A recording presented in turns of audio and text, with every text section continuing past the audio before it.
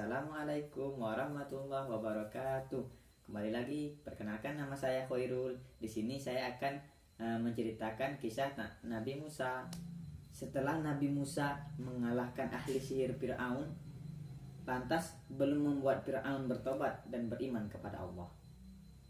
Fir'aun semakin murka kepada kaum Bani Israel, semakin menindas kaum Bani Israel,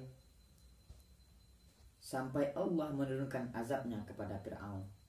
Nabi Musa tidak henti-hentinya mensyiarkan agama Islam kepada kaum-kaum pengikut Fir'aun, agar Fir'aun mengikut Nabi Musa alaihissalam. Di suatu ketika Nabi Musa menemui Fir'aun. "Wahai Fir'aun, aku tidak meminta hartamu ataupun hak milikmu. Aku hanya ingin mengajak engkau beriman kepada Allah." Lalu Fir'aun menjawab, "Wahai Musa, akulah Tuhanmu yang sebenarnya. Maka engkau sembahlah aku, jangan sembah selain aku." Hari demi hari dilewati oleh kaum Bani Israel, semakin tertindas. Dan barang siapa yang tidak ingin mengikuti kata-kata dari Fir'aun, mereka akan dibunuh. Lalu kaum Musa menemui Musa. "Wahai Musa, bukankah engkau memiliki Tuhan yang mengabulkan segala permintaan kita? Mintalah kepada Tuhanmu agar menyiksa Fir'aun yang telah menzolimi kami." Lalu Musa menjawab, "Wahai kaumku, bersabarlah. Sesungguhnya Allah tidak membiarkan kaum-kaumnya terzolimi." Lalu Allah turunkan azab bagi Fir'aun dan pengikut-pengikutnya. Allah membuat hujan badai sampai meruntuh-runtuhkan tumbuh-tumbuhan dari Fir'aun. Semua makanan-makanan habis dihentam oleh hujan badai tersebut. Lalu Fir'aun sudah kehabisan akal. Segala cara sudah dilakukan oleh Fir'aun agar hujan badai tersebut berhenti. Namun Fir'aun tidak mau kelihatan bodoh di hadapan pengikut-pengikutnya. Lalu Fir'aun menemui Nabi Musa. Lalu Fir'aun berkata, "Wahai Musa, bukankah Tuhanmu yang mampu menciptakan segala-galanya? Dan mintalah kepada Tuhanmu agar menghentikan hujan tersebut. Apabila hujan tersebut berhenti oleh Allah, maka saya akan mengikuti ajaran Allah." Dan lalu Nabi Musa menjawab, "Apakah benar ucapanmu Fir'aun? Jika benar, saya akan berdoa kepada Allah agar hujan badai ini segera berhenti." "Ya," jawab Fir'aun.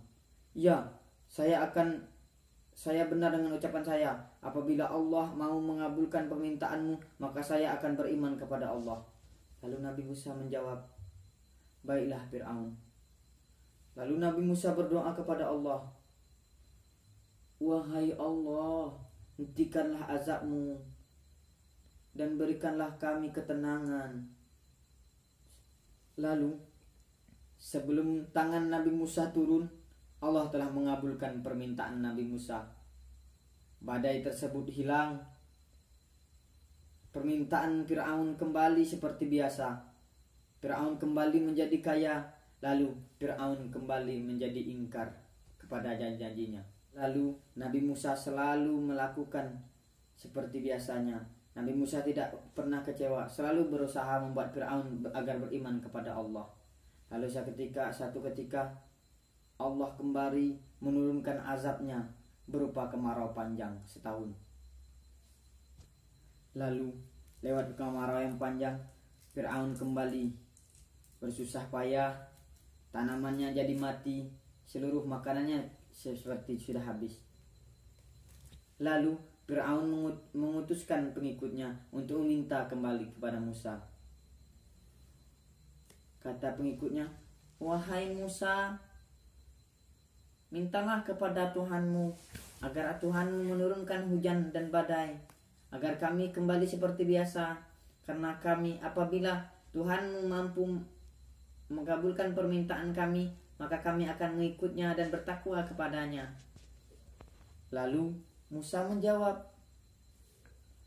"Wahai kaum Fir'aun, apakah benar ucapanmu? Jika benar akan aku minta kepada Allah Subhanahu wa taala agar Allah menurunkan hujan. Lalu Nabi Musa berdoa kepada Allah, ya Allah, turunkanlah hujan agar kami bisa makan dan minum seperti biasanya. Sebelum Nabi Musa meletakkan tangannya, Allah langsung menurunkan hujan, langsung menghidupkan seperti biasanya.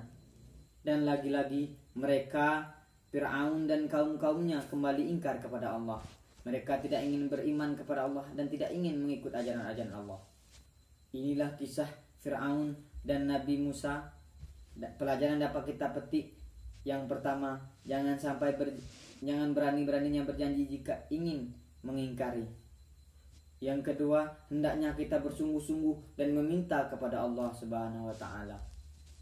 Dan yang ketiga, Allah tidak menyukai orang-orang yang sombong, karena orang-orang yang sombong adalah dicampakkan dari surga lalu memasuki api neraka. Cukup sekian dari saya. Saya tutup dengan billahi taufiq wal hidayah. Wassalamualaikum warahmatullahi wabarakatuh.